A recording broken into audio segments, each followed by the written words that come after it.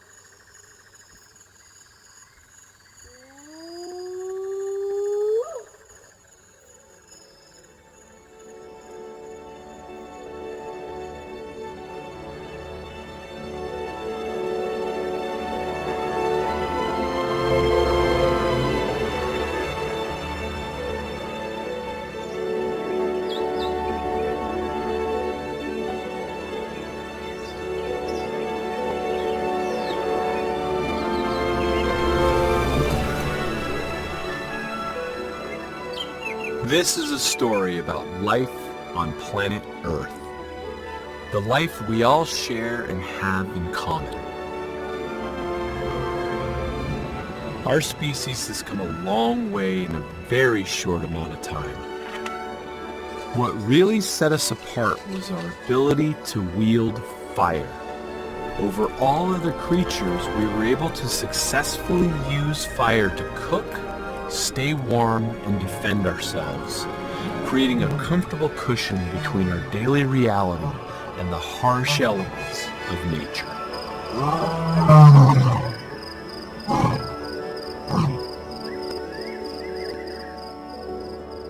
As our brains developed and our skills improved, we started to thrive. In fact, we did so well that we pulled out ahead. As we continued to advance, however, that gap became bigger and bigger to where we now look at nature as something separate from us. The question now becomes, how can we prosper on this living, breathing planet of ours and not burn her down? How can we bring balance to our impressive growth so we can stay healthy and preserve this planet of ours for generations to come? In order to fully understand this, there's only one place to go. Back to our origins.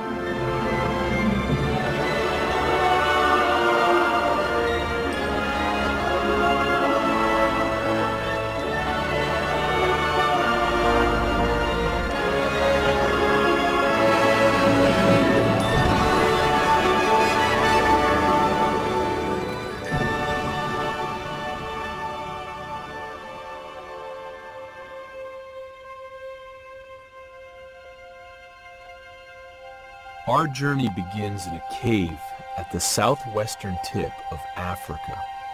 A cave which was most likely home to some of our first human ancestors. This would quite possibly have been one of the caves where one of the first human families lived in this very difficult Ice Age time. And they lived here trapped in this Ice Age for 60,000 years. And then that Ice Age receded, and these families went on to explore the whole planet, and they became every nation on the planet today. Every human on the planet shares a genetic history that connects us with these ancient ancestors.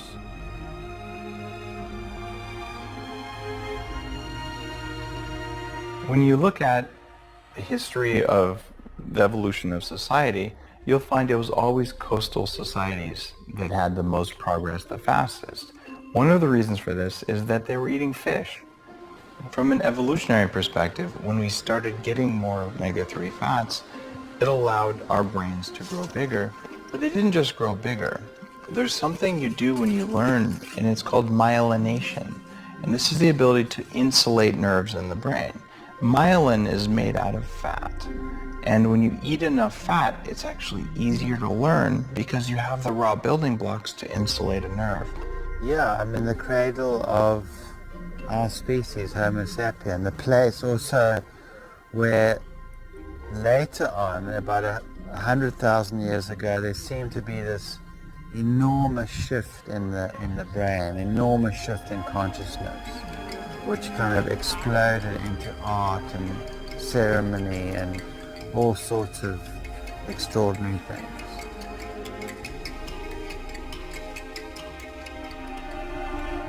This was the home of the Khoi and the San, the original Bushmen and women of southern Africa.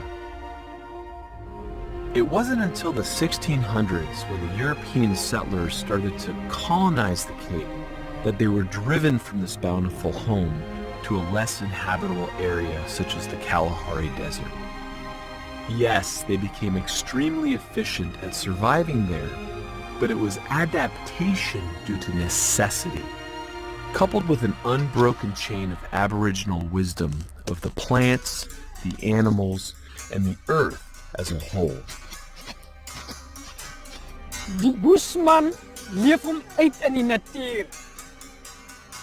Die aarde, die son, die wind. Dis 'n veldmens om die natuur te respekteer. Dis waar ons lewe uitmaak om saam met die natuur te lewe. Our technology has been core to how we evolved. One of the best uses of technology ever has been cooking.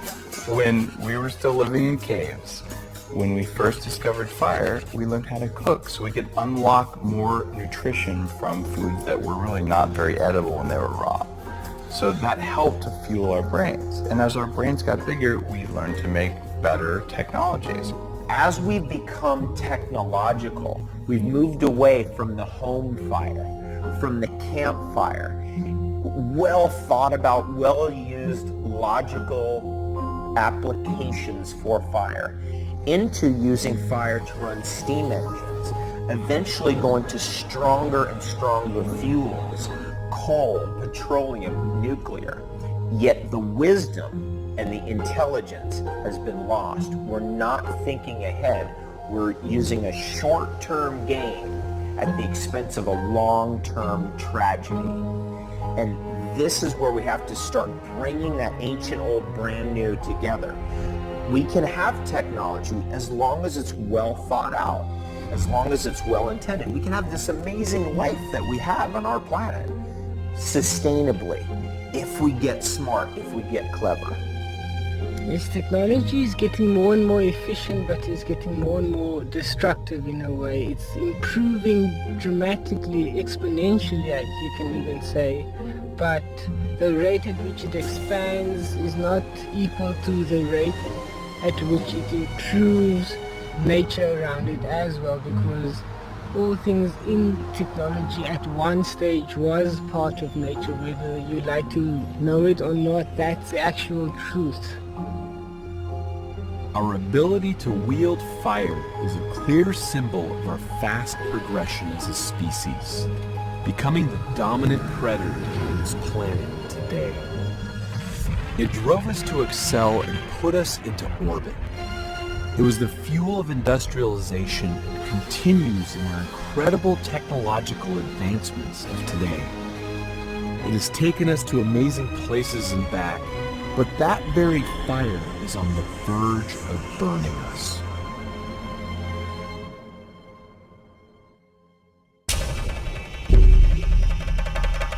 Having touched the roots of humanity at the Cape of Good Hope, our quest drove us further inland to a part of Africa that remains wild, in search for deeper understanding of our origins in nature in her purest and most primal form. The remote tribal concession of Nakuleke within the Kruger National Park of South Africa is nestled between the borders of Zimbabwe and Mozambique. A wilderness education group called Eco Training gave us the privileged and rare opportunity to come and learn from the incredible raw nature that remains in Africa.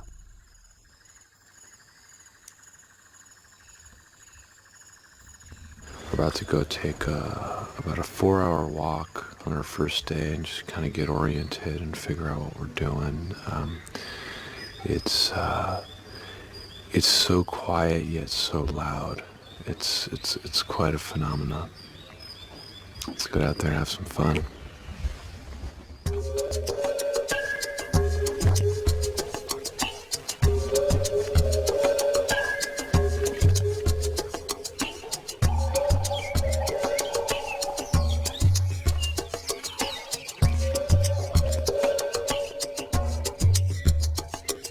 As we were new to this knowledge and etiquette of walking in the wild, for our safety, we were taught to handle rifles.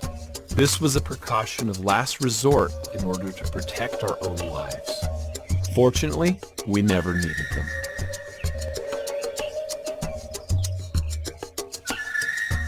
Along with the incredible, majestic beauty and abundance of wildlife, we were taught to walk freely amongst the big five. Lions, leopards, elephants, rhino, and buffalo are lethally dangerous animals if approached in the wrong manner. These are among the most dangerous animals in the world, yet the goal was to learn to blend into their habitat and move in harmony with them. The amount of attention you have to put into situational awareness is incredible because you're watching the tracks, you're watching all around you, you're listening to the birds, there's a lot going on. So it's a challenge. It's very, very cool. Surviving in the wild is all about situational awareness. This heightens all senses, which ends up making us feel a part of life and so much more alive and connected to the world we live in. Intuition may be a sixth sense, but out here, when every move means life or death, you learn to become keenly aware of the language of nature. I've been tracking these buffalo for about a good hour and a half now. Just trying to get around them because they alerted to our presence. They're gonna come after us, and we don't want that.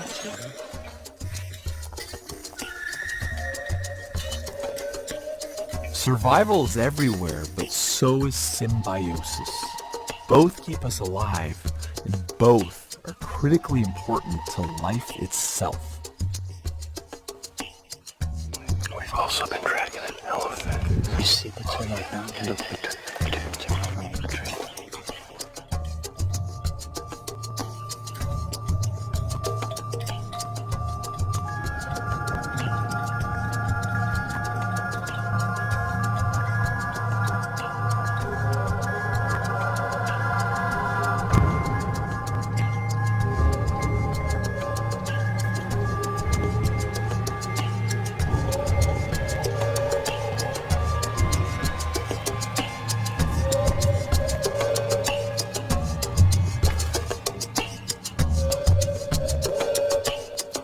It was amazing being out here.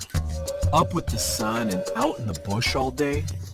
We adventured into different areas, watching the animals and learning their behavior in a way that our ancestors did for millennia. The Sand People knew something that we should not forget. They understood sustainability for the earth. Their priorities were in the right place. There's complete respect, and through that they developed remedies, herbs, hunting techniques, which in modern society is completely alien. I believe to understand our present and to map our future, we need to go back in time and back to those settings and connect with our inner Bushman, if you like. This wisdom was found amongst all indigenous Aboriginal cultures around the world who lived in the balance of nature, including the Native Americans back home. So one of the amazing concepts of the Native Americans was the idea that what you're doing today should be sustainable not just for you and your generation, but for the next generation, the next generation, the next generation. They looked out 7 generations to determine if the action they were participating in would be sustainable for their grandchildren's grandchildren, 7 generations out. Now, that makes too much sense to ignore. We've been so caught up in our progress that we've forgotten some of the core wisdom of our species. A wisdom that teaches us to preserve this good earth for the generations to come. I think in the cities, there's a lot to learn from other people, but everything is complex. What I like about nature is it's simple and basic, and there has to be a balance in life between the two. But I don't think we have that balance, and I think we need to spend more time in nature and feeling closer to it. It first has to start from within. I think what a wilderness experience does for the majority of people, and there's very few people that return from a wilderness trail without a clearer understanding of themselves, not only themselves, but of their place in the world. Priorities change. You know, if you spend 5 or 6 days in the bush with a backpack on, a bottle of water, a t-shirt, a pair of shorts, you understand that you actually don't need a lot of stuff to make you happy.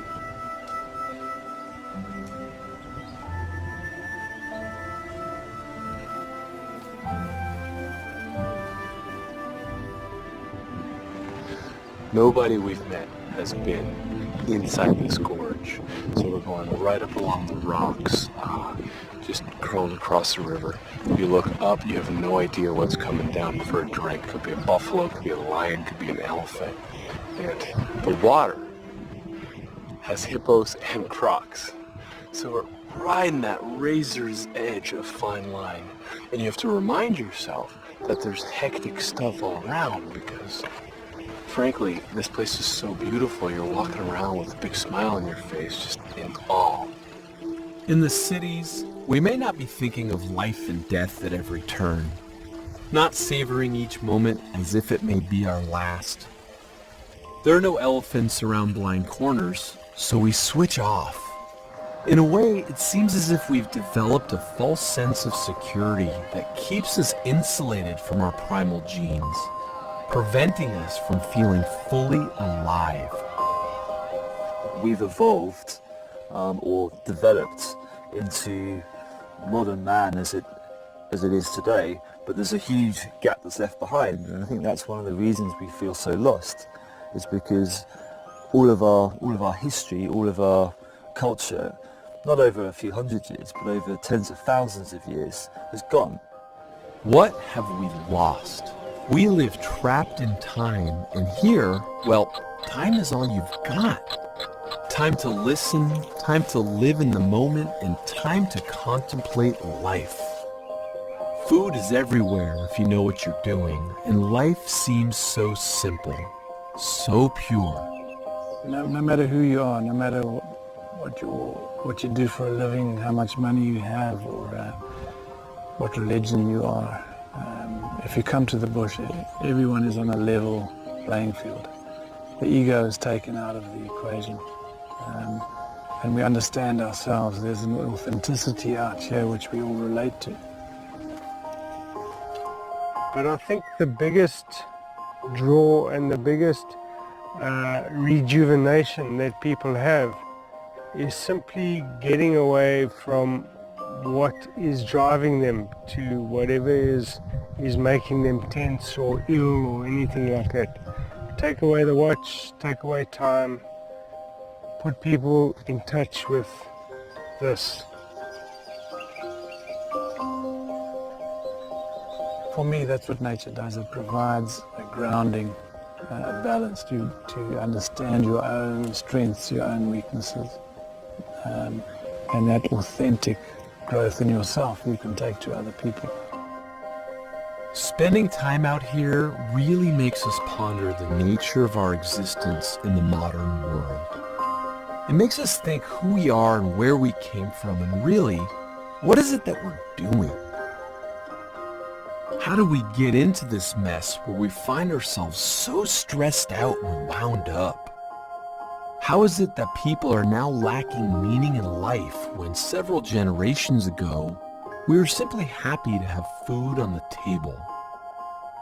What's different here? And what's changed in our modern world that makes us so crazy and so sick? So the wisdom of the ancients is truly the medicine of the future. If we can't recognize that, if we don't work in conjunction with the plants, if we try and squash over nature and not honor her, that could be the end of our health.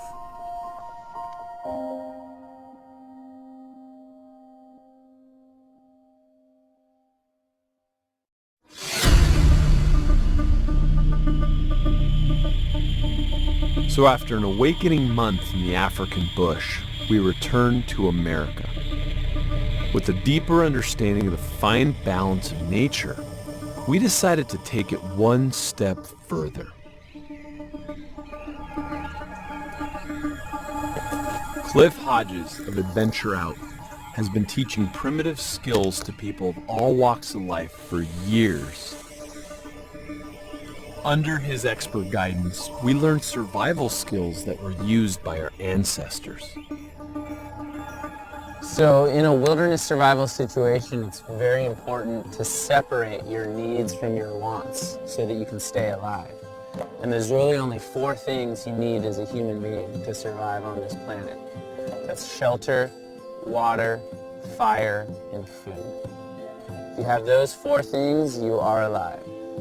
Everything else beyond those 4 needs is truly just a want. No matter how bad you think you need it, it's just a want. And when you're out here, living in the wilderness, living off the land, taking care of yourself with only your 2 hands, it really forces us as people to examine the difference between needs and wants.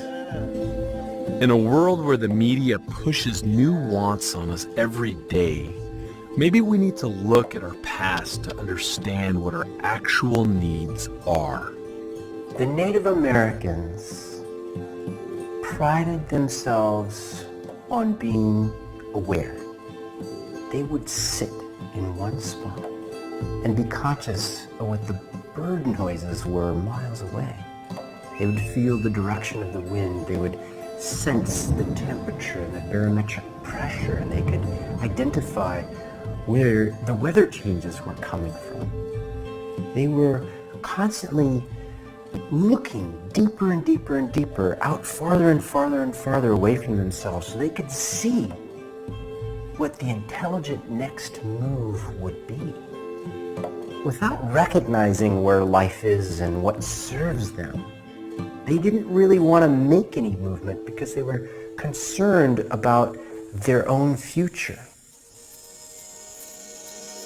So we're an organism that feeds off the planet, and we also take care of the planet, and it takes care of us.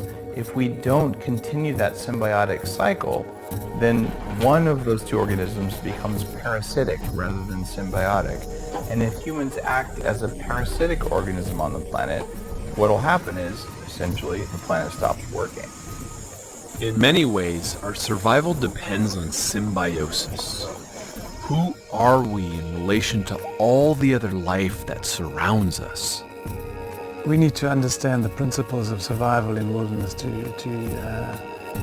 pick them up and transport them to our our lives in modern society, and we actually don't live two separate in existence, funnily enough. We may not have a tiger chasing us anymore, but it's still the same circuitry, fight or flight, sympathetic nervous system, that we have in place all the time. The instincts are exactly the same. They're exactly the same. The environment is a bit different, but it's exactly the same. We are a part of the food chain, we're part of the ecosystem, but as people, we've somehow learned to insulate ourselves from that. And it also has created us as the only animal that walks out into the woods and worries about it. You know, a deer doesn't worry about where it's going to sleep and where it's going to find food. Why do people? And I think these skills help people to realize that this is a part of who they are, this is part of their birthright, and they just need to remember how. For millennia, our ancestors understood changes in the signature of life as it moved around them. In 2 to 3 generations, we've taken a grand detour from this critical stream of information. We've unplugged from the planet.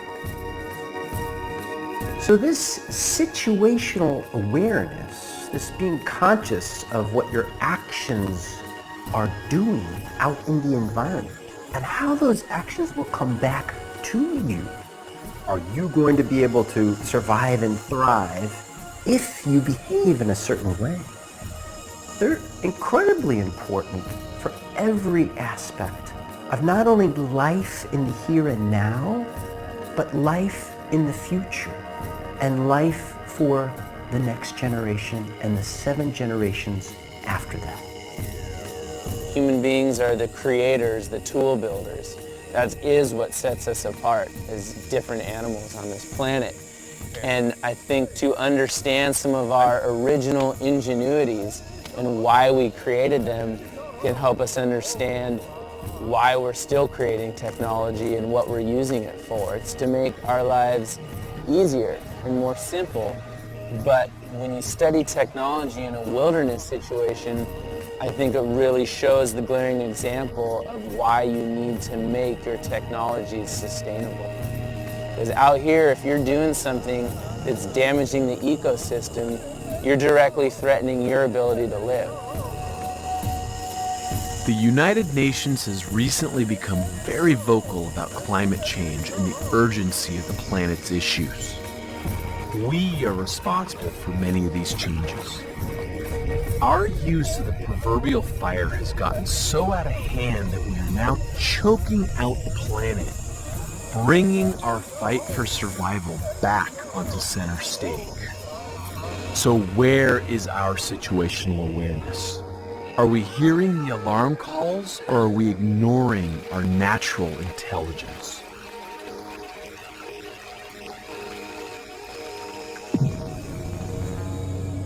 Hermes Trismegistus, the ancient Greek philosopher, had a famous axiom, which is summed up by the saying, "As above, so below." This principle of life suggests that the macrocosm and the microcosm are reflections of each other, and what we see on a large scale will inevitably show up on a smaller scale, and vice versa. With this in mind, we need to look at the current health of our planet in order to understand what is happening in our own bodies. We're up to 74 billion pounds of chemicals being produced or imported into the United States every single day. That's 250 pounds per person per day. And you know what? That number did not even include pharmaceuticals, pesticides, fuels, and food additives. 4 of the largest classes of chemicals that we know. So what are we doing? We're swimming now in chemicals. A lot of these chemicals have never been tested for safety, and we eat low levels of this every day in our food supply that we did not evolve to consume. We were designed by nature, and when you look at the rest of the animals that live as nature designed them to live, you see that they don't get sick. But we have extracted ourselves from natural conditions, and we have filled our life with chemicals. So the toxicity of our planet is rampant. Our whole environment's changed. So we're under all sorts of stresses. We're under environmental stresses from levels of pollution in our environment, from plastics we're exposed to. The average newborn baby has 287 known chemicals in their umbilical cord blood before they even take their first breath. What's upsetting to me as a dad is the recent data on air pollution. We're now seeing that air pollutants are classified as a class 1 carcinogen. And by the year 2050, air pollution is going to be the primary cause of death on the globe. It's going to beat out some of the infectious diseases. And when we hear news over in India and China about shutting down highways because there's no visibility, you say, oh, it's a good thing it's over there. But on this globe of ours, there's no away. There's no throwing something away or wishing something away. Because NASA's been tracking a phenomenon called the brown cloud, where the pollution over in Indonesia, China, will rise up on the dust storms in the jet stream, travel over to the United States within 7 days' time, and that pollution will be deposited on the western seaboard of the United States. If it's not raining there, it continues on across the entire United States.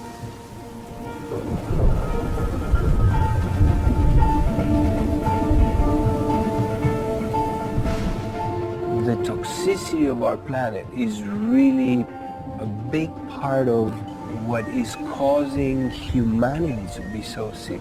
Look around. Everybody's sick. Everybody's taking medications, going to tests, and having surgeries. What is going on? We've become so incredibly dependent on fossil fuels, using them for everything from gas to water bottles. In fact, we rushed into it so fast that we never really thought through the consequences of a world choking on plastic, polluting us and making us sick. So we're hearing all about BPA, we're hearing about phthalates, we're hearing about plastics causing problems, we're hearing that they're endocrine disruptors. What does that mean? It basically means they are pseudoestrogens. They have hormone signaling powers in the human body, and they take place at minute amounts. We're producing about 6 billion pounds of BPA every single year. We use it in our plastic bottles. It's a softening agent. It's what's called a plasticizing agent. Phthalates is another plasticizing agent. You know where we use that? We're using it in sunscreens. We're using it in lotions. When you combine what those chemicals do as synthetic estrogens directly to your body, plus all of the stuff that's made by unhealthy soil exposed to these chemicals, and you put all of that in your body, you are making yourself unwell. And it's a subtle, chronic thing that happens every day. We've reached the point now that the level of estrogen signaling from these chemicals is higher than the hormones that our kids are producing from their own organs.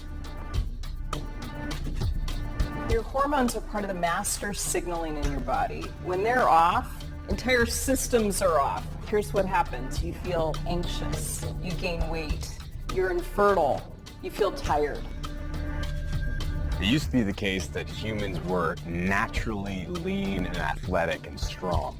Now we see weakness all around us. What is that? Why are people obese? Why aren't they able to do everything they want to do? There's only so much we can tolerate, and as we build up toxic exposure, we hit a threshold in which we can no longer function. Our body is too busy trying to manage the toxins, and it can't carry on normal function. We're poisoning ourselves, we're poisoning the environment, we're getting fat, sick, tired, and depressed, and more unhealthy by the decade. Maybe our weight gain And the fact that we're poisoning ourselves and our environment are much more related than people think. We now see a connection between these toxins and the obesity epidemic. So here's what happens. When you try to lose weight, when you go on a diet, these endocrine disruptors, the toxins that are in your fat, get released. You're burning the fat. It's like these endocrine disruptors get out of jail. So your blood levels go up, and it starts to make you store fat again. We all handle fire every day. From the alarm clock that wakes us up to the heated water in our showers, the electrical and mechanical items in our world are driven by energy. We've grown to take it for granted. Do we get rid of it all? No. Technology is here to stay. But is it from a clean or a dirty source? Did people die getting you your coffee? What's the cost? Are you a slave to your tech? We're at a place where we need a fundamental rethinking of how we use technology. So if you replace the word fire with technology, perhaps you'll understand that we have a massive responsibility. Yes, we're incredibly intelligent. Yes, we can manipulate the entire planet with our mind. But I think we need to consider what the planet really is. The planet is an ecosystem of life, and we are part of that ecosystem.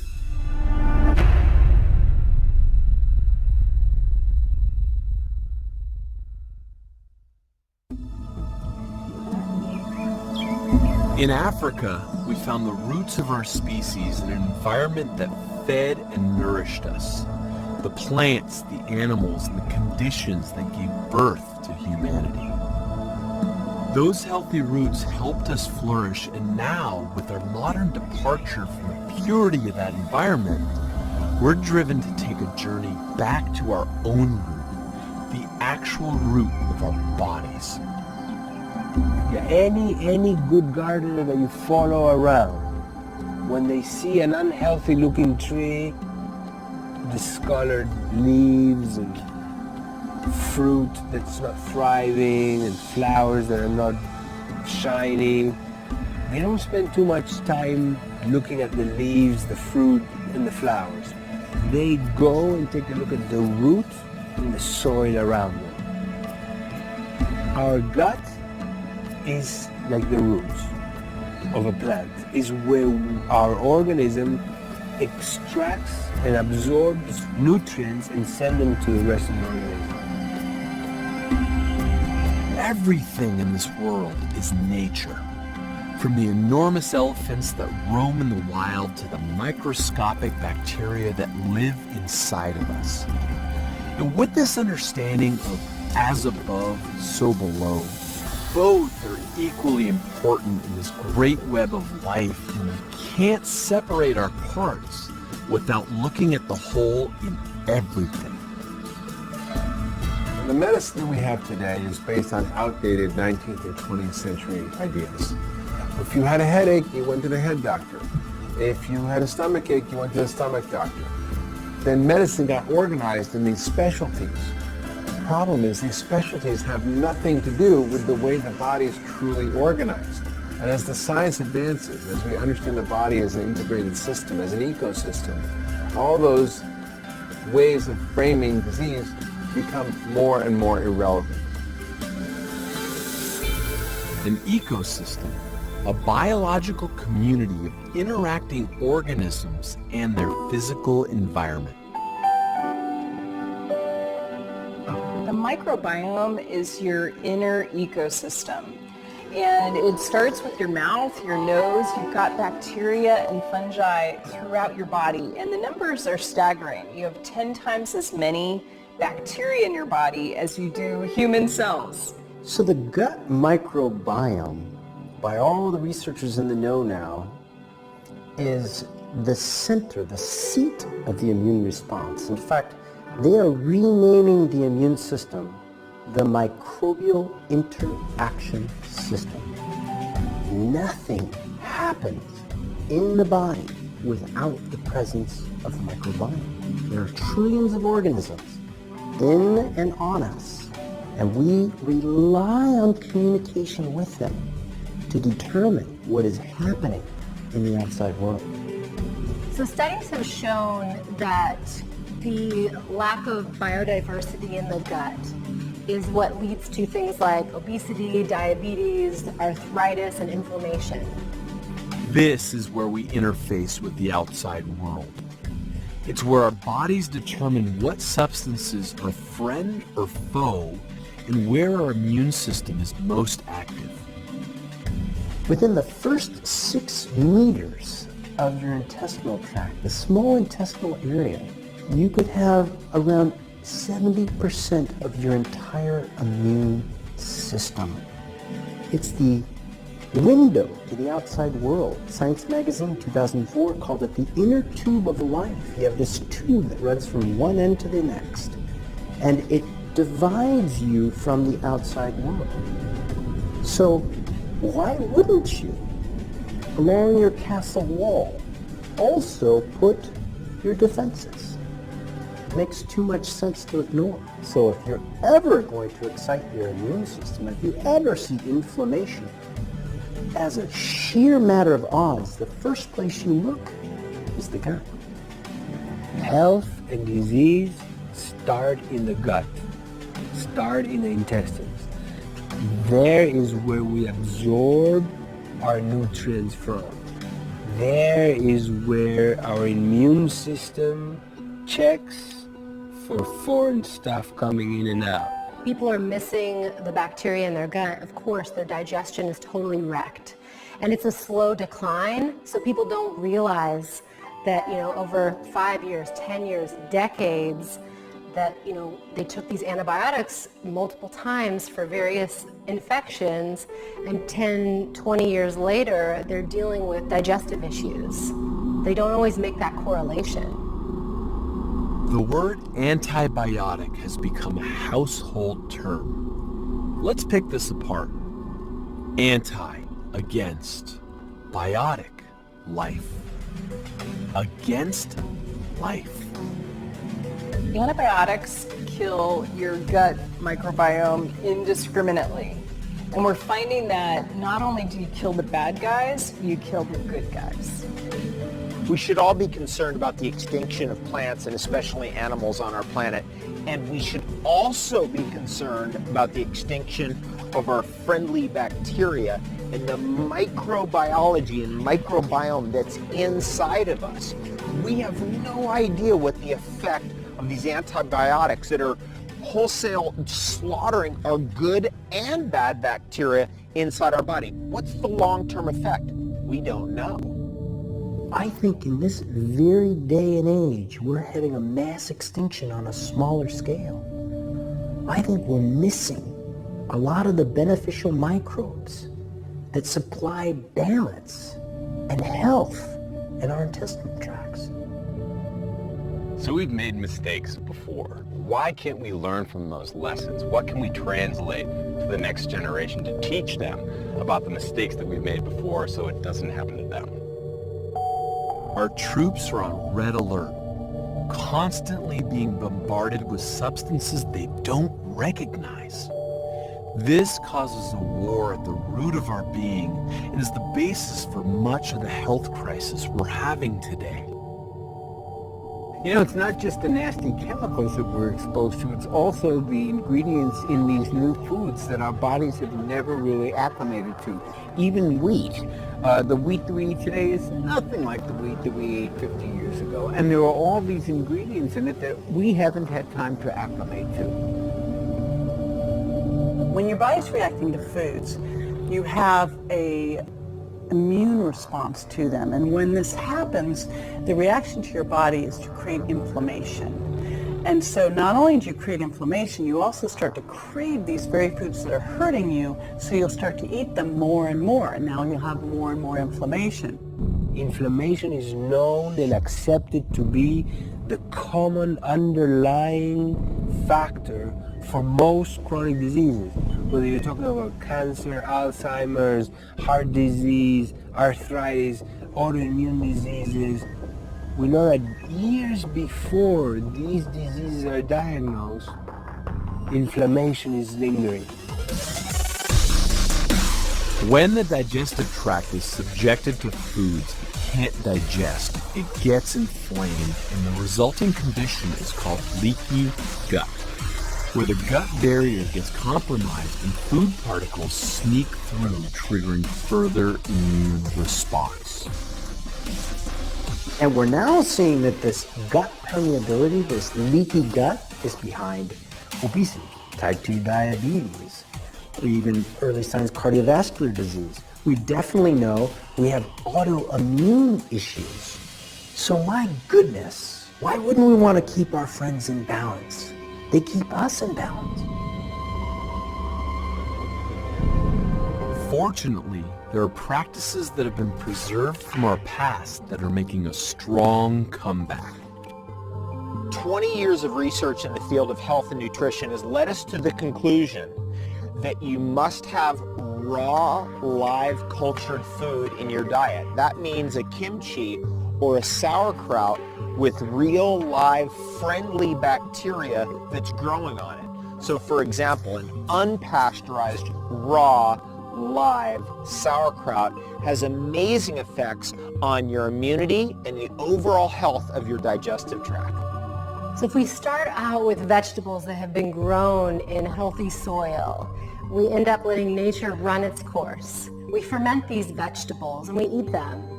It allows us to thrive symbiotically with these beneficial bacteria. Getting our relationship right with the earth starts with the life inside of us. When we have this balance, amazing things begin to happen. We start to come back to life ourselves.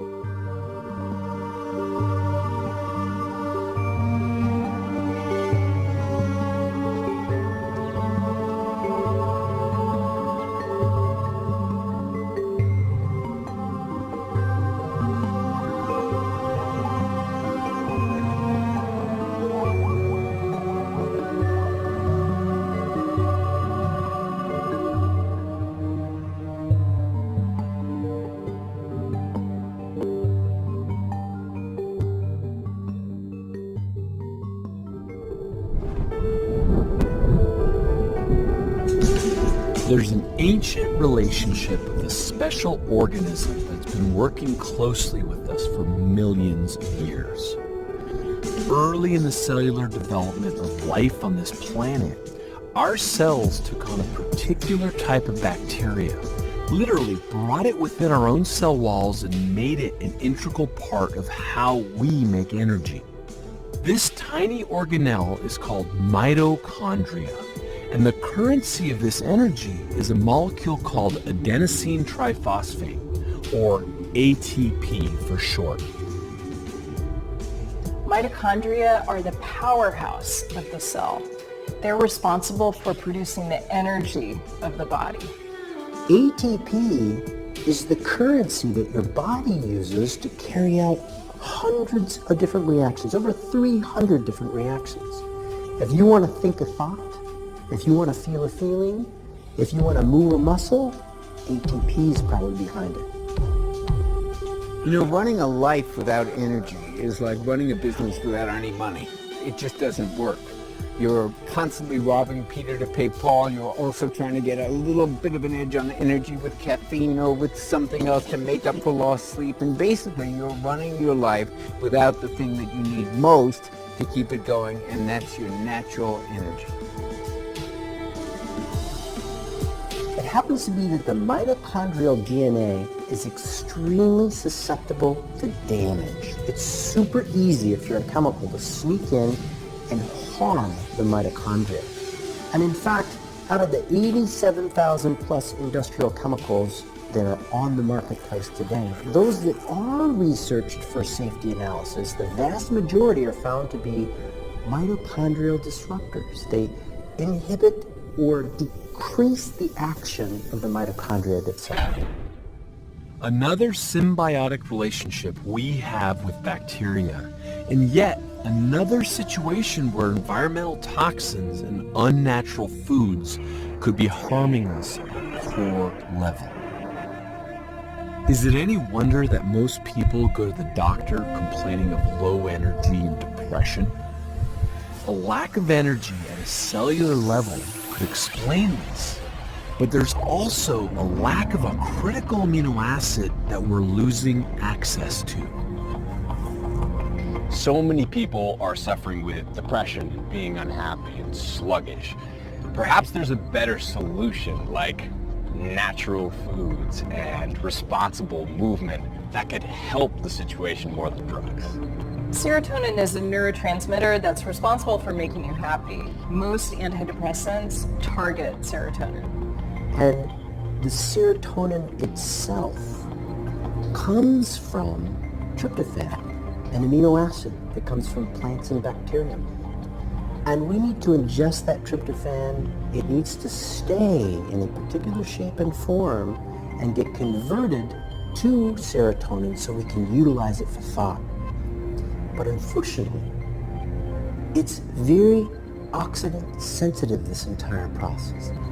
So if you have any toxins around, if you have not enough ATP, if you have a lot of free radicals and stress, guess what goes first? It's the tryptophan, 5-HTP, and serotonin. So unfortunately, our higher reasoning centers on this planet are under siege right now. So the prefrontal cortex is the most human, thoughtful part of the brain. It's involved with things like forethought, judgment, impulse control, organization, planning, empathy, learning from the mistakes you make. And when you don't feed it right, it doesn't work nearly as well. So food is medicine or food is poison. When people clean up their diet and start to get the toxins out of their system, they wake up. They're more sensitive to the world that's happening around them. They have to believe in a better world than the one that they're used to. With a healthy brain, people are happier, physically healthier because they make better decisions. They're wealthier because they make better decisions and they're more successful. So if you want to take care of yourself and your children and grandchildren and the world around you, take care of your brain. Fixing your gut by simply eating clean food starts to replenish the serotonin reserves that you have in your body.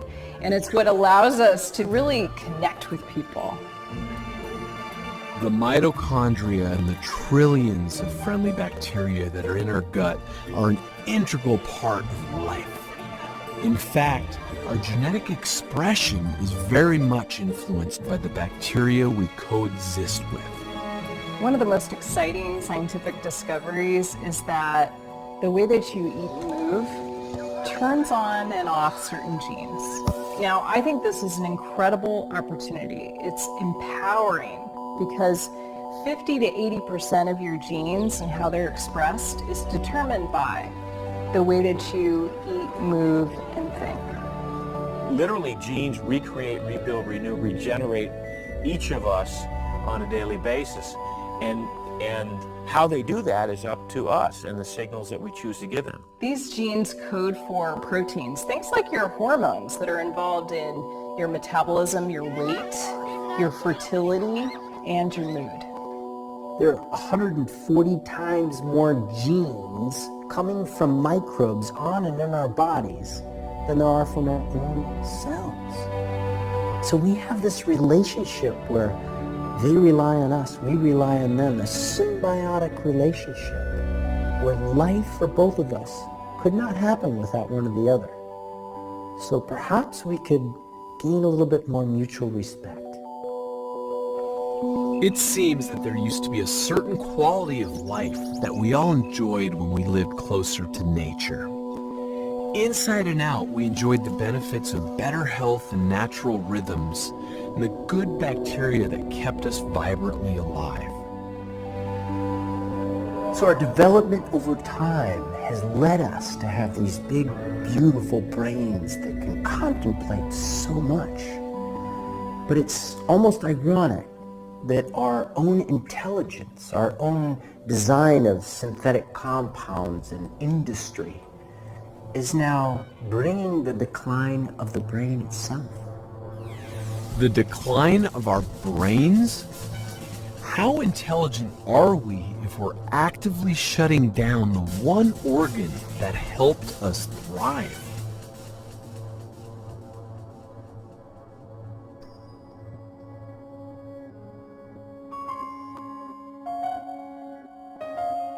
If there was something that could make you happier, healthier, and reduce your stress, make you more calm, would you do it? Because that thing exists. It's called meditation, and a lot of people aren't doing it. And you don't have to start big. You can start with just a few minutes a day, but once you build that habit, it changes your life. So many people don't know that there's actually a huge science base for the impact of meditation on the brain. There are imaging studies, there's neuropsychological studies. Meditation matters. It can affect your physiology in a very positive way. There's a Harvard study that showed when you take people who don't know how to meditate and you teach them how to meditate, 6 weeks later, you do a functional MRI, you do a brain image, you find that they have a 10% increase in cortical density. So meditation fooled us. When we started studying it, we thought it would like calm the brain. In fact, it doesn't do that at all. It fires it up, especially the most human, thoughtful part of you, your frontal lobes. A huge benefit of that is you're going to make better decisions because the front part of the brain is all about impulse control and decision making. So doing it on a regular basis can totally help your health. Meditation wakes up our higher reasoning, which is the very thing we seem to have lost in our march towards progress. We can use this powerful tool to wake up and make better decisions for our collective future. An ignited mind moves the body into action.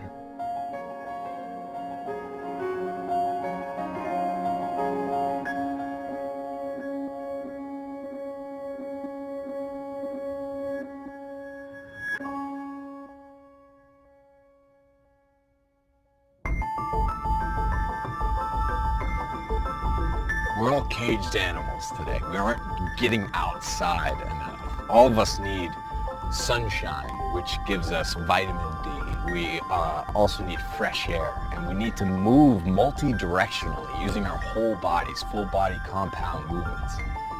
You know, we have sunlight all around us, and yet we wake up in the morning in our houses. We quickly jump into our cars. We commute to work. From there, we park in an underground parking lot, maybe, and then go into the building. And then now we're sitting in an office building all day. Sitting and staring at a two-dimensional screen that shines artificial light back at us is a far cry from what we evolved doing every day. So I've gone into the woods and I've tried to survive. I'm trying to forage for myself. And I'll tell you, you have to do a lot of work. You have to build your own shelter. You have to gather your own food. You have to prepare your own food. It takes a lot of energy. You will perspire. You will exert yourself. One of the biggest problems that we're facing right now is that we sit way too much. There's so much science behind this. Sitting makes your lower back inflamed. Most people have really poor posture.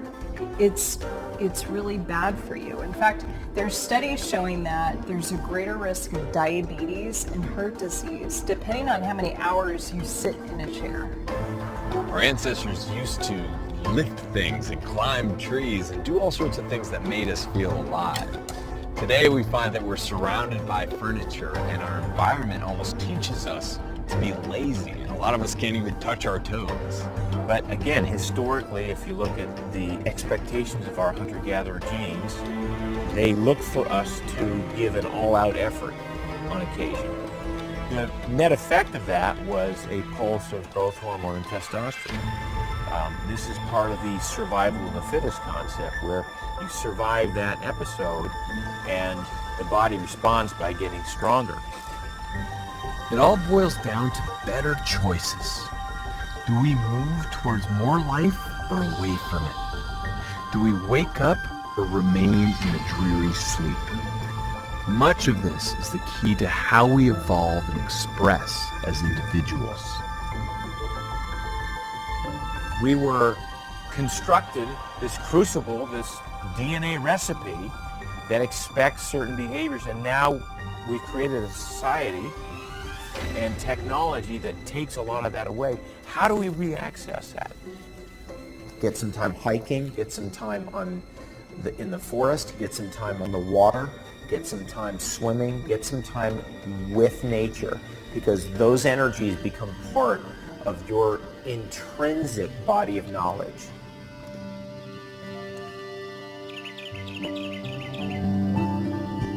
John Muir was a renowned conservationist in the early days of American history. He fought to preserve our natural heritage and kept sacred that which we cannot afford to lose.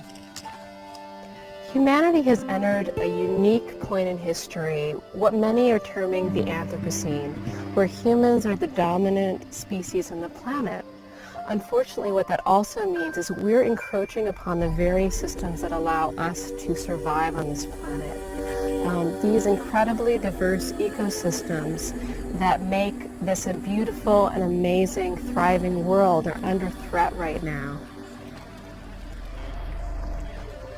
Having touched our roots in Africa, learned primitive survival skills and how to live off the land, we decided to embark on another journey into nature using today's technology in order to bring past and present together with balance and respect. We set out on the famous John Muir Trail, 220 miles of pristine wilderness in the Sierra Nevada mountains of California. This land was preserved as a result of his efforts. A forward-thinking man who understood the value of nature, the value of preserving this legacy for generations to come.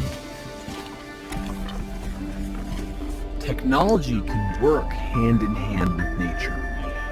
We had carbon fiber walking poles, energy-efficient stoves, LED headlamps, solar chargers, water filters, and super light shelter.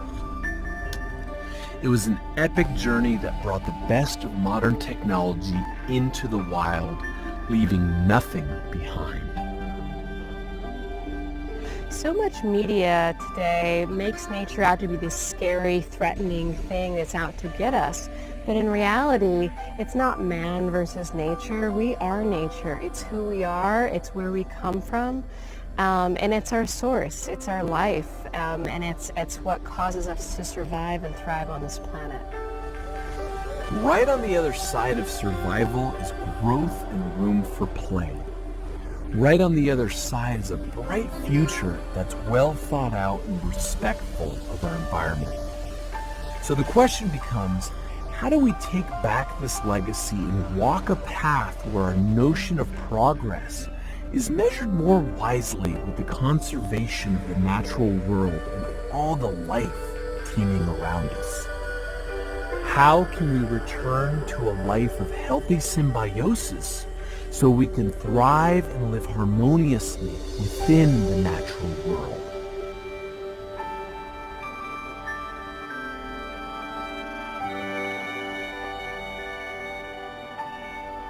Mother Earth, the ancient, lush, fertile mother of all life on this planet, a living, breathing organism of which we are part, taking the rays of the sun and bringing forth life. It's one of the great miracles, if not the greatest. Life itself growing and perpetuating coming forth and blossoming.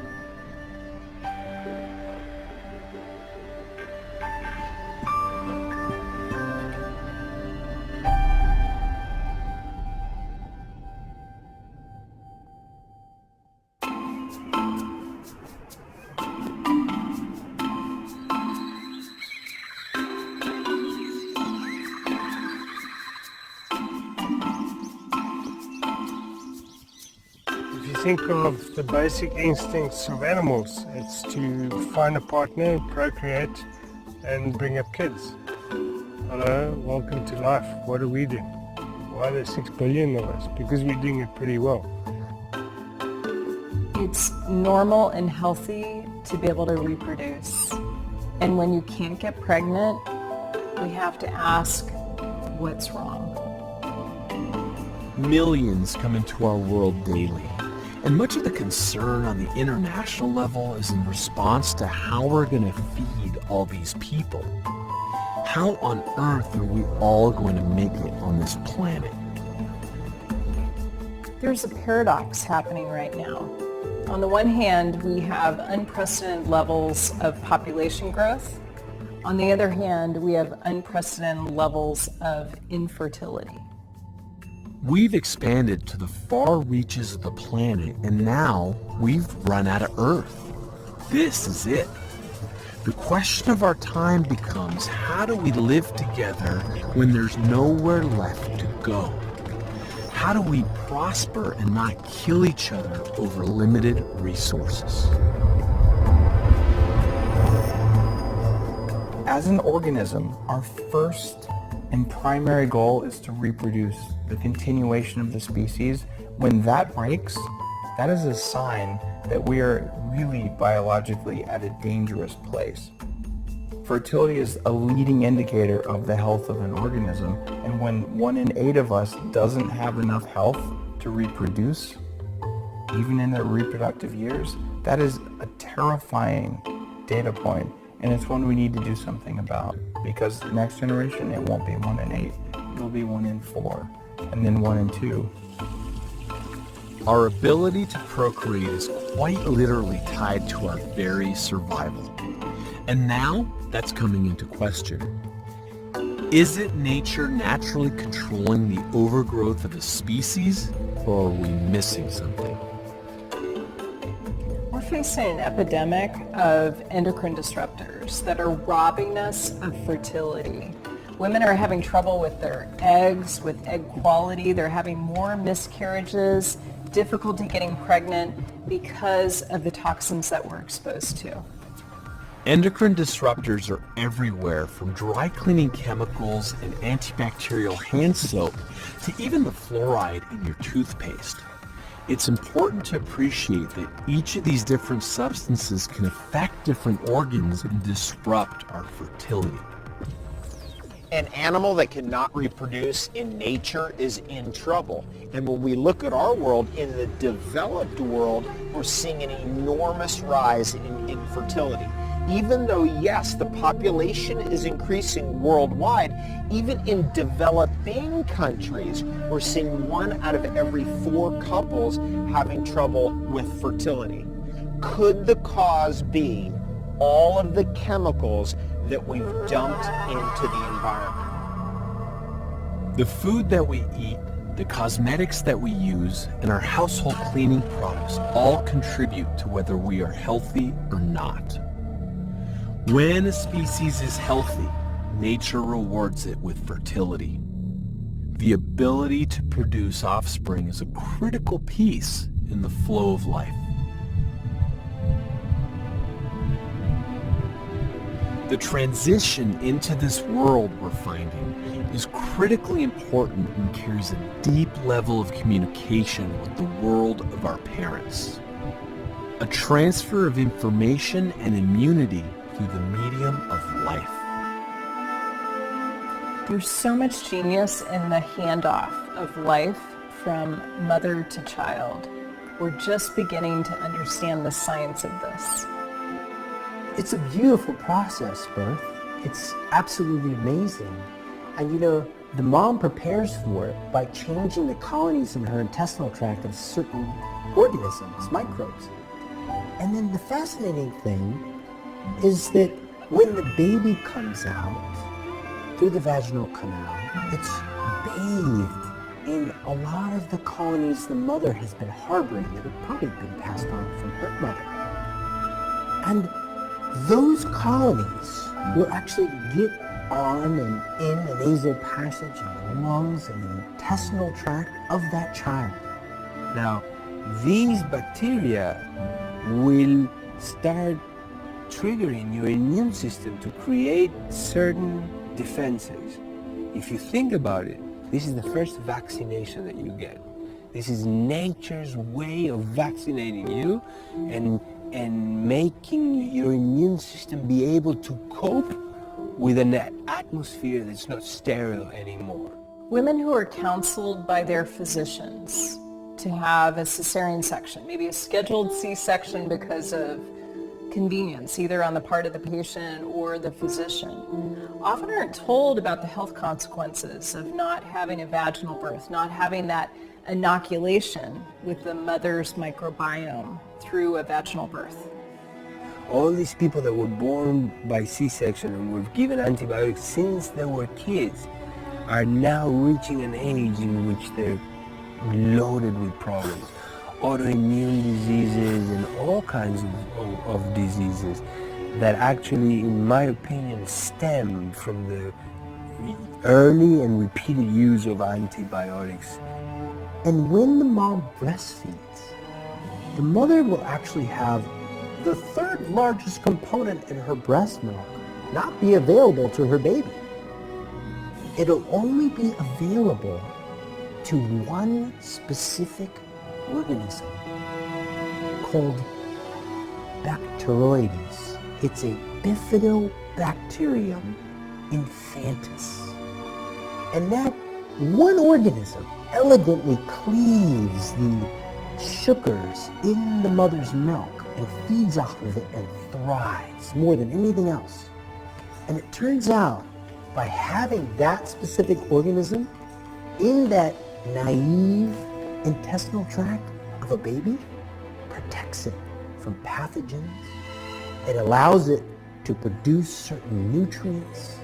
It's inoculating that child's intestinal tract with the proper microorganisms within a very brief window of life, the first few days, if not weeks, after being born.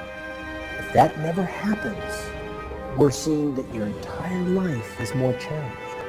Seeing children sick at such a young age does not bode well for our future. It's scary. We need to change the direction that our culture is headed. The go-to solution has been to treat everything with antibiotics, and now we're creating drug-resistant bacteria. To fix it, people are rushing to buy probiotics, but nobody's clear on the complexity of the microbiome and how to truly restore it. So for us to assume that we can intervene in certain illnesses with things like antibiotics, or we can intervene with specific probiotics at this stage, I think is a little premature. I think it might be even to a point of being disrespectful.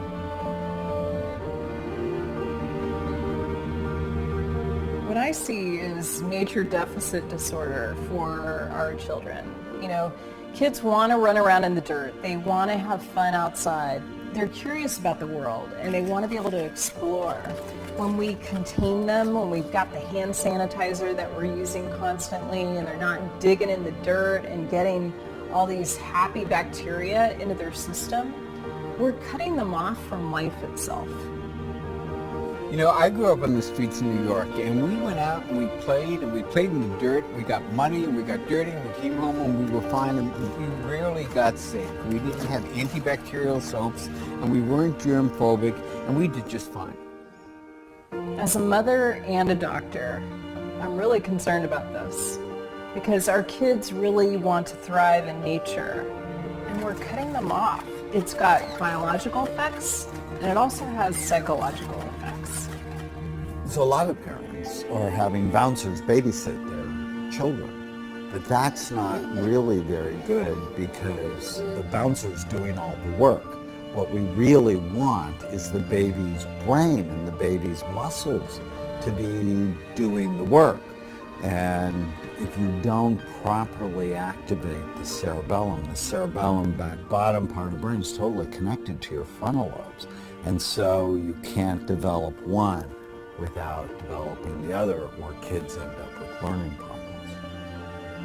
So women, especially new moms, are in an incredibly powerful position, a position of leadership, especially with the market, based on how they spend their money. So not only do you have an incredible intuition which you can trust, you have the power to shift the way marketers market to moms and to help be part of bringing healthier, less toxic products to the market so that we all have better choices. Close contact with the earth. That's how we evolved. A balanced life in touch with nature and the environment around us. Healthy, happy kids become healthy, happy people.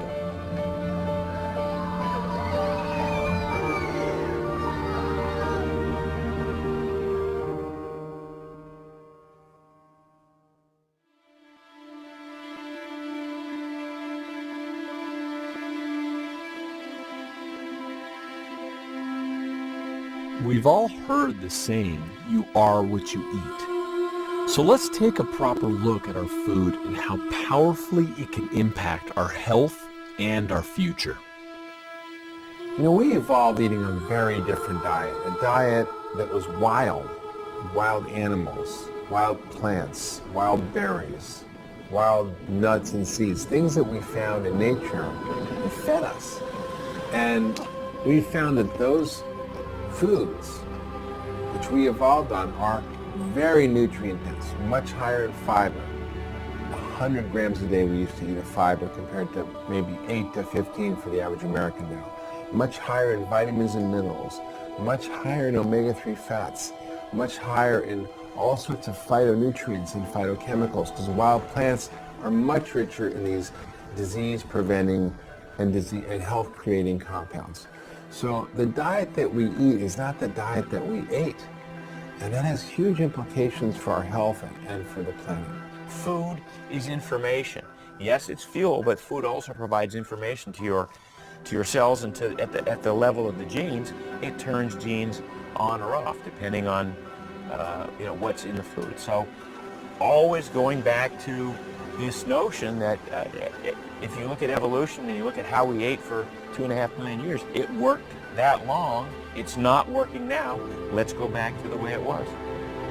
Every single culture and civilization that has existed on Earth has had a culinary and herbal tradition that we cannot afford to lose. In fact, those traditions are loaded with treasures that can educate and guide us into the future. You know, when I was a kid, we used to visit my grandparents' house, and I don't remember even seeing food that came in plastic and packages. I mean, they would go to markets, and they would bring home foods that had color and would spoil if you left them out. By the time I went to college, everything came in plastic and boxes and cardboard and had labels and barcodes and ingredients I couldn't pronounce. It's a whole different world now.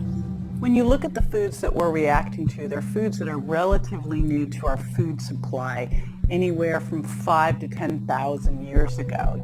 Soy is only a couple thousand years old, and then gluten and dairy and corn, 5 to 10,000 years old. And with a lot of these things, they've been changed. Look at gluten, it's been hybridized, so it's totally different than what we might have eaten 10,000 years ago.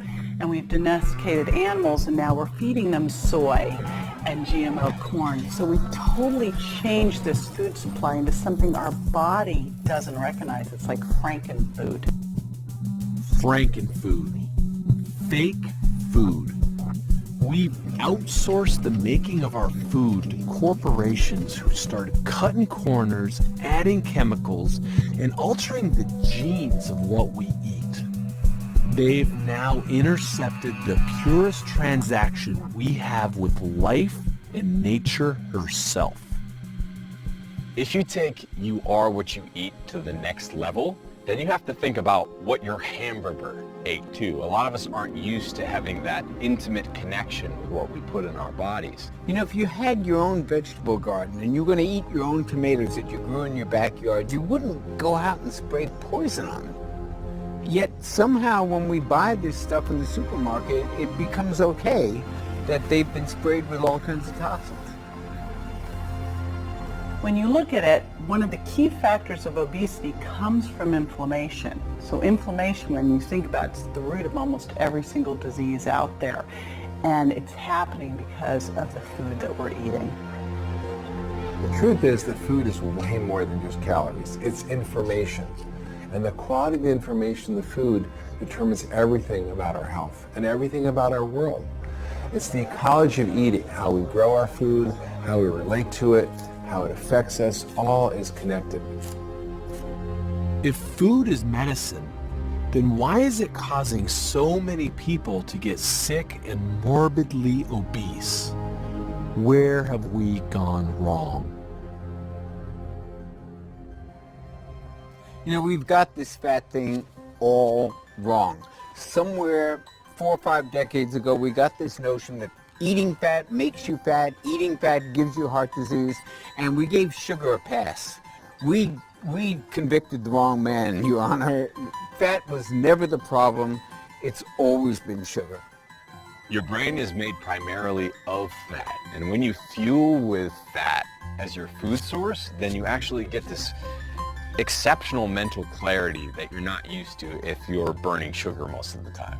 You know, we've just fallen into this mythology that cholesterol is the problem, that cholesterol causes heart disease, that we all need to be worried about our cholesterol, and we've just gone after the wrong molecule. Cholesterol is needed for the brain. It's needed for thinking and memory, and it's needed to make your sex hormones out of and your vitamin D out of. Low-fat diets are a disaster for brain function. People know high cholesterol is not good for you, but most people don't know that low cholesterol is associated with homicide, suicide, and depression. Fat is critical in your diet. You just want healthy fat. Well, there is such a thing as good fat and bad fat, but it doesn't break down the way most people think, with saturated fat as a bad fat and everything else is good. Bad fats are damaged fats. They're fats from oils that we've used in restaurants and overused and reheated and form carcinogens and all kinds of compounds that are very bad for our health. Good fats are the natural fats that are found in whole foods, whether they're saturated, monounsaturated, polyunsaturated, doesn't matter. If they come from whole foods, we have nothing to fear from them. Our bodies evolved to crave saturated fat because it's so important for forming hormones, for making the brain, and even for our cell membranes incorporate saturated fat. However, we did not evolve to use trans fats. Trans fats don't exist in nature in almost any cases. Certainly the artificial trans fats that we manufacture today have never existed. So when we eat those, our body sees them as healthy saturated fats and tries to use them. Omega-6s are inflammatory. They're pro-inflammatory. They feed the fire of inflammation in your body. Omega-3s are protective. They're a type of fat that's really good for you. It's good for your brain. It's the most proven supplement and healthy fat for you. But the key to human health is having them be in balance. Omega-6s are found in vegetable oils, corn oil, safflower oil, all the vegetable oils we've been told to consume so much of. Omega-3s are found in fish oil and flax oil. The balance between these two is critical for human health. We make inflammatory compounds out of the omega-6s and we make anti-inflammatory compounds out of the omega-3s. They need to be in balance. The ideal ratio between those two is about 1-to-1, maybe as high as 4-to-1 in favor of the inflammatory omega-6s, no more than that. Current research shows we're consuming 16-to-1 in favor of the inflammatory omega-6s and probably more in certain parts of the country. This is a disaster waiting to happen, and we're seeing the results of this inflammation in our disease states right now. inflammation hits your brain first. You start thinking more slowly long before you get cardiovascular disease or fatty liver or the other problems that are caused by these trans fats. You know, protein and fat normally go together, and because of this crazy field we have of fat, we've also cut back a lot on our protein, particularly women, and we need protein. We need protein to build our biochemicals, our hormones, our bones, our muscles, our structures in our body, to have vitality, to speed up our metabolism. So protein is very, very important as long as it comes from clean sources. We can get protein from animals, of course, and I definitely recommend that we get the cleanest sources possible, grass-fed bison or grass-fed cow. However, how about getting a larger percentage of protein from plants? We can get great sources of protein that have a lot less impact on the planet from plants than from animals. So I'm a fan of hormone-free, antibiotic-free, free-range grass-fed meat because it provides so many vitamins and proteins that are just critical. You know, the more protein you have, typically the more stable your blood sugar is. Protein's not the problem, it's sugar.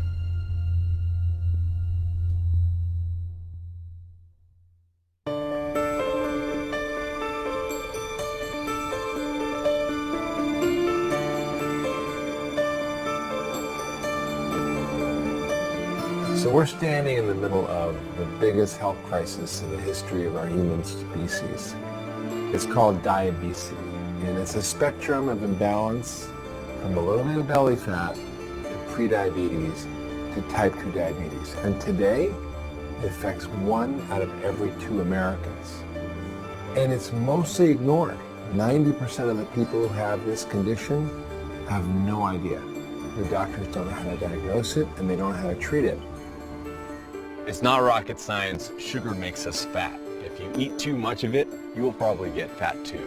The thing that most people don't understand, though, is that it's not just sugar, but also the way that your body metabolizes carbohydrates. So things like bagels, breads, donuts, whole grains even, are turned into sugar in your body, and if you overload yourself with sugar, you're going to get fat.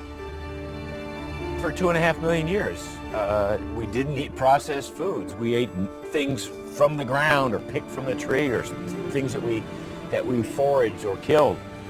It was all natural. I mean, that's really the essence of all this. It was all natural. And now, just in the last 100 years, with processed foods and with the ability to extract carbohydrate and refine it to such a degree that it turns into glucose in your bloodstream instantly, and with all of the artificial sweeteners and other toxins that we find in food, we're throwing our bodies a curve that they can't handle. If you take a bird's eye view of a supermarket, you'll see all these aisles, 90% of what is being sold that people are consuming, and if it's in the supermarket, it's because people are eating it, right? Supermarkets are not in the money-losing business, right? So when you look at a supermarket and you see 90% of their products coming in boxes, jars, tubes, cans, bags, this is not found in nature. This is not food. This is edible products, edible manufactured, chemically altered, processed stuff. It's amazing how so many people continue to make poor food decisions. When we see people make the same mistakes when they probably know better, we have to suspect something a little more serious. The answer is very simple. Addiction. And I'm not talking about this metaphorically, literally. The biology of food addiction is very well worked out. In fact, scientists have found that sugar is 8 times more addictive than cocaine. 8 times. It's almost unbelievable. But in animal studies, they've given the rats a choice between intravenous cocaine and sugar, they always go for the sugar. And if they're already addicted to cocaine, they still go for the sugar. Same biology happens in humans. You know, if the government subsidized cocaine the way they subsidize sugar, and supermarkets sold it and companies marketed it, that would not be okay. But if for some reason it's okay when we pour this stuff down our throats and feed it to our children, it's the worst stuff in the world. Stop eating it. It's a physical addiction that now drives how food is produced, marketed, and labeled. They are manipulating and exploiting us and our children. There's a nasty loop between three key factors. Number one, TV, which delivers misinformation about food and sugar. Number two, Frankenfoods, the big food industry, which stands to profit from it. And then number three, the medical industry, which makes a ton of money from the chronic diseases that result from bad food. It's one thing to use deceptive marketing practices on adults like us, but one thing that really fires me up is when I see that used on children. It's almost like they want our kids to get hooked on the worst of foods that make them the most money from the youngest age possible. As a mother, I want people to have my children's best interests in mind. And yet I can tell you, even politicians are bought off. They're bought off by big food, they're bought off by hospitals. They are not motivated to relieve our suffering. Not all scientific advancements should be considered progress. Who's holding the line here? Corporations who are willing to poison us and biochemically enslave our kids as sugar addicts? Do they get to call the shots and tell us what's right? These companies constantly cut corners, and then they use cultural icons to sell food that is extremely low quality, and we just buy their junk anyway. You just have to look at that to then see and understand what is going on with health in humanity. You know, the more sophisticated, the more scientifically advanced, the more industrialized a country, the more chronic diseases and the more complicated those chronic diseases are.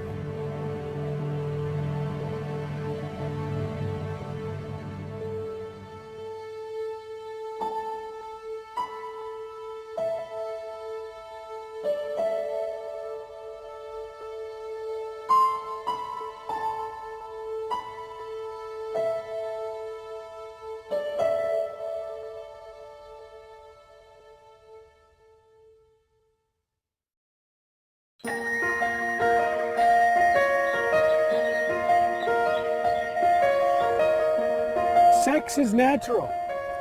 Sexual reproduction is how nature reproduces. Plants, birds and bees, corn. But in 1996, something new happened. They started to genetically engineer soy, corn, cotton, canola. They started taking genes from viruses and bacteria, putting it into a gun, shooting those genes into plates of cells, cloning those cells into crops, creating genetically engineered crops that produced their own toxic insecticide, that withstood doses of herbicide. And this they called progress. The process of genetic engineering itself caused massive collateral damages, causing an increase in known allergens, introducing new allergens, not to mention the insecticides. And this, we think, is the major cause of a lot of rise in a lot of diseases and disorders that we're seeing.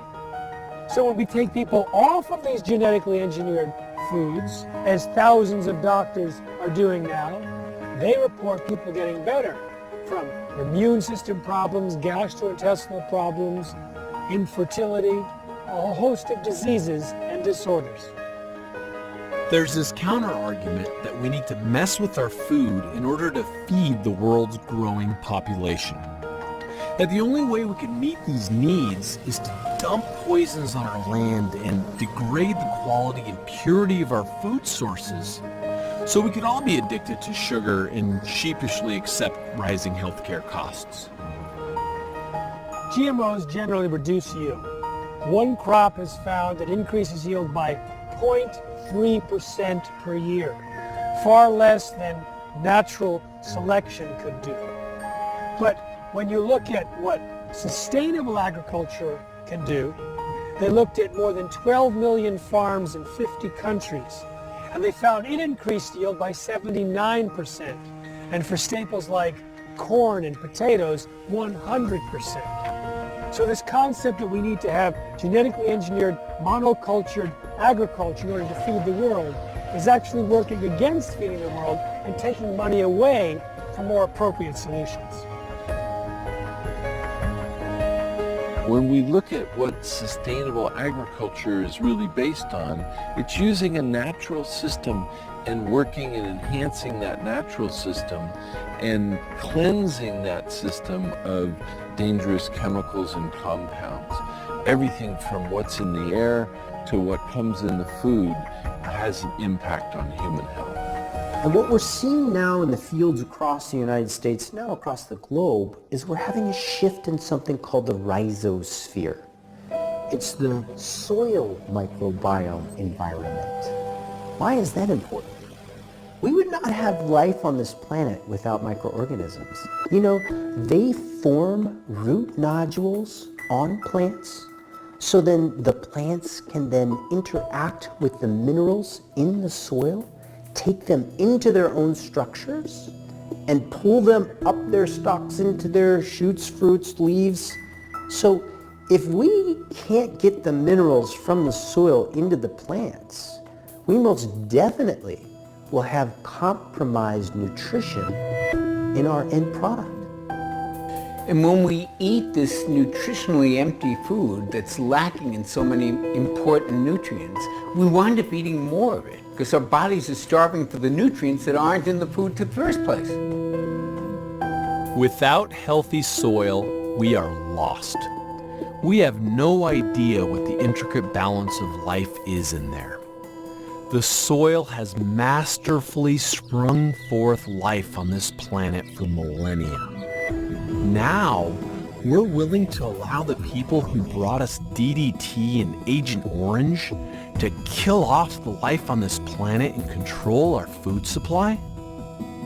So the quality of our food has been degrading over the years.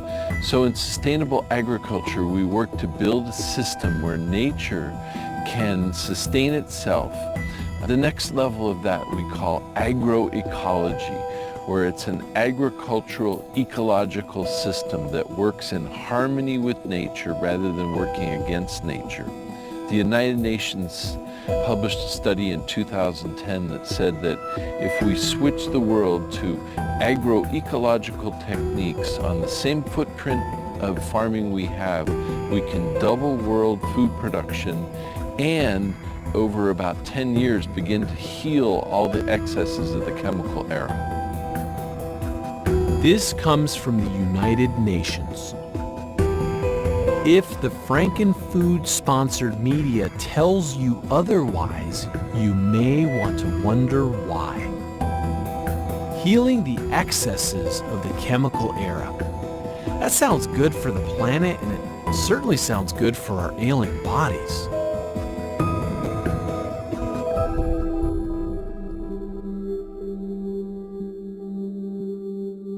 You've heard the word heirloom. Heirloom seeds are old-fashioned, open-pollinated seeds that were kept by man for many generations because they had unique flavor and they were very healthful. Now in our modern times, we have genetically modified seeds. Many times, those seeds cannot be reproduced. They're covered by contract. The farmer can't even save those seeds.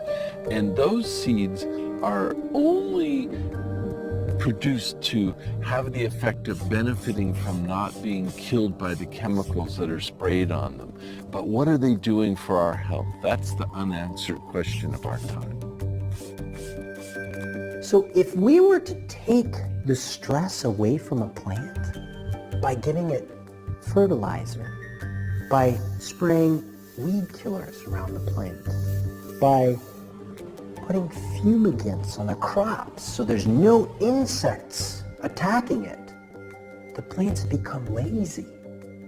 They produce less of these incredibly important phytochemicals, plant chemicals. Fake food needs poison to kill off all of the life around it. And we have to ask ourselves, why are we doing this? Like, why do we need to kill off these pests? Really, we need to get rid of the fake food. It's more important to learn what not to eat than to learn what to eat. Because if you just eliminate certain foods from your diet, your chances of getting better, even if you feel good already, are great. It's far easier to get these out of your system to reduce exposure than to live with the misery of having them ruin your health. This applies not only to the plants that we consume, but also the animal products.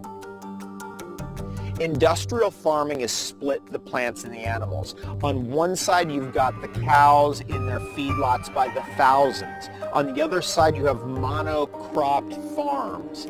What we're looking to do is go back to the logic of the traditional family farm, where the chickens eat the cockroaches, where the pig eats the waste, where the cow mows the grass, and the goats clear new areas for fruit trees. So we're not using the herbicides, we're not using the pesticides that might come from the industrial chemical industry. This can be protective on many different fronts, not just to the human cells that may be damaged by these chemicals, but to the water, the air, the microbes in the soil and in our own bodies. Because no one's really looking at the effects those chemicals are having on the smallest of the populations that might be some of the most important inhabitants on planet Earth. Since organic agriculture works so well, how did big food hijack our food supply? The food industry in the 50s created a deliberate culture of convenience. They literally have hijacked America's kitchen by creating foods that were designed to be easy to make, and they made it a chore. They made it something bad to be in the kitchen cooking food. In 1900, 2% of meals were eaten outside the home. Today, over half of our meals are eaten outside the home. And the meals that are eaten in the home usually are made in a factory that come in a box, a package, or a can that we heat up in a microwave.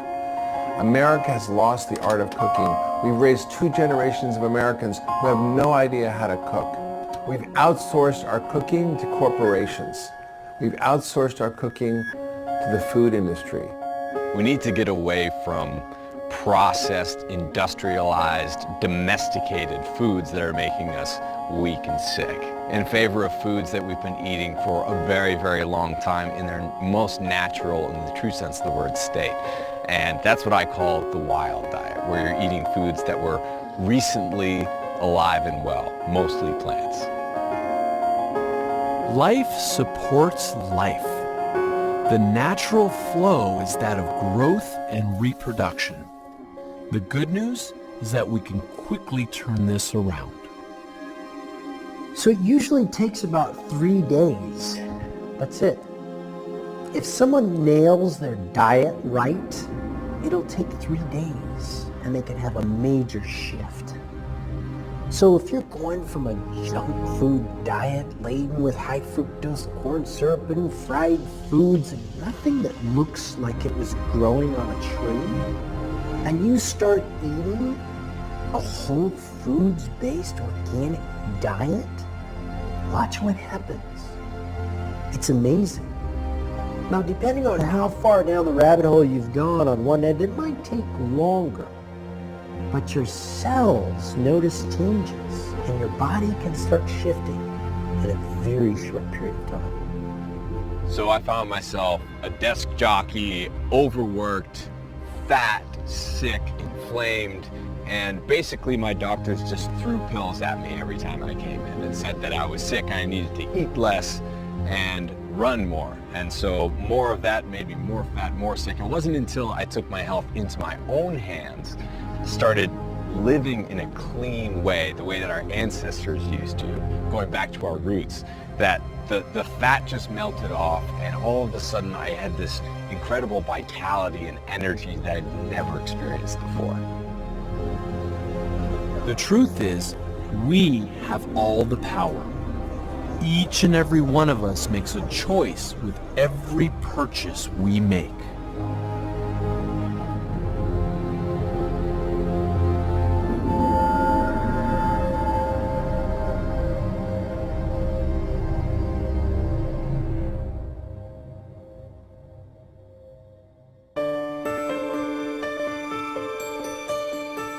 As above, so below.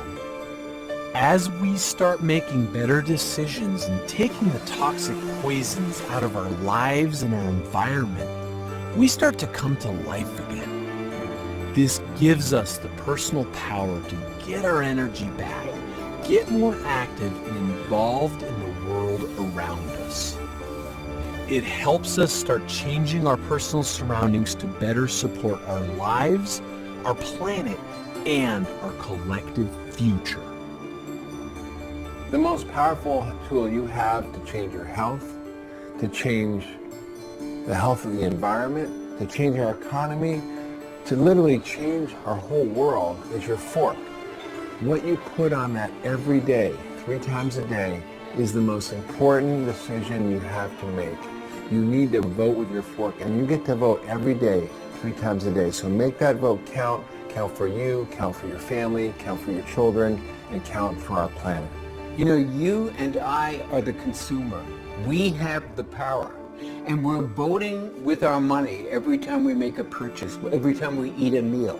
Are we going to support the companies that are poisoning us and our kids and the planet, or are we going to support the companies that are actually doing the right thing? It can feel so challenging when you're bombarded with all this information about the harmful things and the toxic things and doomsday with the climate and all this scary information.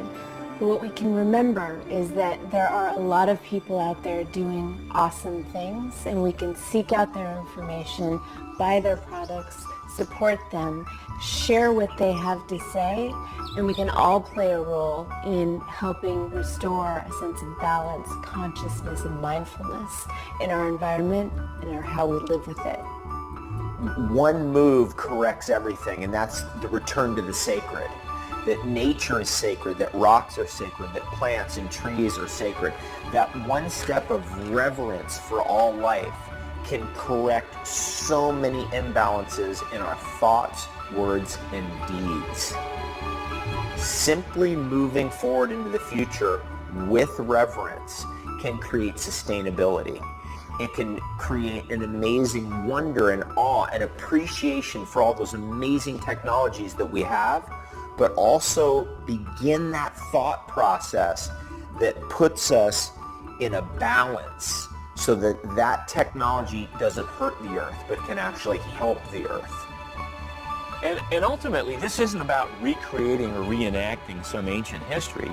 This is about accessing modern technology, but recognizing that we are this ancient being living in a modern society. The end result is you can have it all. You can have the happiness and the satisfaction and the contentment and not have to give up the technology and the convenience and the other wonderful things that we have created for ourselves. As we wake up and we find more clarity, you find that doing the right thing just gets easier. The first step is to give your body food. Food that has been recognized for thousands of years. Food that is healthy and comes from nature. I see so many people who are tired, who are moody, who with joint pain, that they just think this is normal for them. And then when they go back and they start to eat like we did thousands of years ago, basically they're returning to their origins, it's a transformation. They feel amazing. So as you're eating fresh whole foods, you're getting your food locally from a butcher, farmer, and your plastic levels go down, watch your energy and watch your weight. Because what happens is, once those levels go down, usually the body weight goes down too. I mean, we need to disrupt the food system. We need to completely disrupt it. And the best way to do that is through buying into your local decentralized food producers and food suppliers, through community supported agriculture, through farmers markets, through local co-ops that sell local foods. And sometimes it's a little bit more expensive, but you know what? The quality is better, you need less of it. The reason why junk food is so cheap is because corn, soy, and wheat and other monocrops are subsidized by the government. How about we take those funds and we put them into local organic farms to grow healthy food for healthy people? There are people out there funding initiatives to create exactly that change. They need our support. I believe that the power of change happens in community. That people banding together, doing things together, makes a huge difference. It's the power of social networks to change people's behavior, to get people aware of the lies that they're being told by the food industry and our government so that they can, in fact, change what they're doing. They can change what's happening in their homes. They can take back their kitchen. I think it has to happen where we live. It has to happen in our homes, in our kitchens, in our workplaces, in our schools, where we eat, live, work, play, and pray. That's where this has to happen. Since you have a prefrontal cortex, since you can think as a human, if you have $1 and you can spend it somewhere, spend it on the food that comes from someone who is not also harming you at the same time. When you do that, we can turn things around. You are going to spend the dollar either way. Spend it in the right place, and you and even your children and your grandchildren will benefit from that. You know, it's just not okay to sleepwalk through life and feeling fat and tired and looking 20 years older than you really are. There's so much light on the other side of that. We're only a few decisions away from a life filled with optimism and joy and vitality and well-being, and we need to take our power back right now. A classmate of mine from medical school, she's a physician, was doing an internship at a biodynamic farm in Washington State. And she showed up her first day and her boss said, "We're going to work on the tilth today." And she said, "What's tilth?" And he took a handful of the soil and he held it up to her and he said, "This is good tilth." It's kind of like when you see a patient who's got good qi. You want soil that has good qi. So I feel like that is the connection between our planet and our health.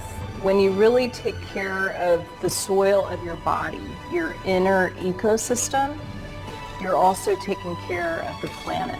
You're improving the soil that we grow our food on, that feeds us and feeds our children. One of the most interesting things that's happened in humanity is the era of chemicals in agriculture. That era is really coming to a close because the Earth's systems cannot sustain those chemicals. And where we really see it is in your body. The food that you put into your body is the key. If you buy the best quality food, you can afford it because it's actually inexpensive because it's primary health care. Good food is the key to a healthy life and enjoyment. That flavor cannot be achieved in a chemical system, but an organic system can bring that flavor forth by working with nature and building a healthy, complex soil that supports the food. We're part of something much bigger than we can ever imagine. This thing called life is intricate and gorgeous and massive. We are but a small part of it, but we can have a massive influence on it. Nature has always guided us and can guide us into the future. All we need to do is open up our intuition and instincts. It is up to us to leave a legacy, and that legacy will grow. And if we do it correctly, we will pass on the right legacy. And I think what it all boils down to is one simple thing: respect. When we realize that nature isn't something out there beyond the city limits where the wild things roam, that it's actually in us. It's in our bodies, it's in our homes, and we're intricately connected to this amazing web of life that is planet Earth, then something shifts. And we realize that respect and love for our planet is actually protecting our own future. So a return to our origins is our hope. That is the excitement. If we can learn from the wisdom of multiple generations, if we can bring ourselves back into that space of honor and gratitude and appreciation and awareness of the environment around us, we can bring ourselves to an entirely new level. We are the people we've been waiting for. It is on us to bring balance, and it starts with the simple decisions we make every single day. Together, we will thrive and inspire generations to come. Let this be the time they write about in the history books, the time humanity woke up and got it together. Welcome to a brighter future.